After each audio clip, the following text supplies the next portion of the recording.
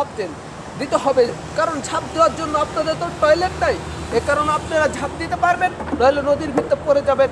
এই আসুন, আপনাদের বঙ্গোপসাগরে বারবার চুবান খাতেও চাচ্ছেন, আসছেন হকার সাংবাদিকদের জন্য আমি নিয়ে চলে আসছি এই যেগুলা। আরেকজন বলছেন যে দেশটাকে সন্ত্রাসী বানাতে চাচ্ছেন, এই বাংলাদেশ সন্ত্রাসী এই ইন্ডিয়া তো উগ্রবাদী, জঙ্গিবাদী, উগ্রবাদী। ইন্ডিয়া তো একজন উগ্রবাদী, জঙ্গল জঙ্গল।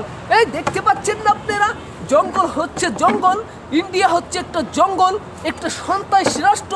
মোদি কি করতে চায়? মোদি চায় দেশটাকে জেলে পুরে খেতে বাংলাদেশ দখল করতে চায়। এই মোদিকে দখল করতে আর দেওয়া হবে না। এই মোদিকে শেখ হাসিনাকে নিয়ে ভেগে চলে গেছে আমেরিকায়। এই না না, আর মেনে নিতে পারছি না এই মোদিকে আর বাংলাদেশ আসবে না। ডক্টর ইউনূস নিয়ে কথা বলো, মাহফুজ আলম নিয়ে কথা বলো, তোমাদের কি হচ্ছে? বদনার বিদ্যা তোমাদের লাগবে সেটা বললেই তো পারো।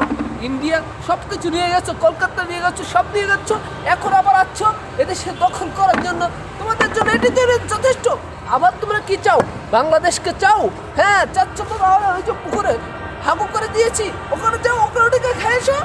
তোমরা মুদ খাচ্ছে পাচ্ছ, দুধ খাচ্ছে পাচ্ছ না, তোমরা মুদ খাচ্ছ, তারপর আবার বড় বড় কথা বলছো বাংলাদেশের বিরুদ্ধে।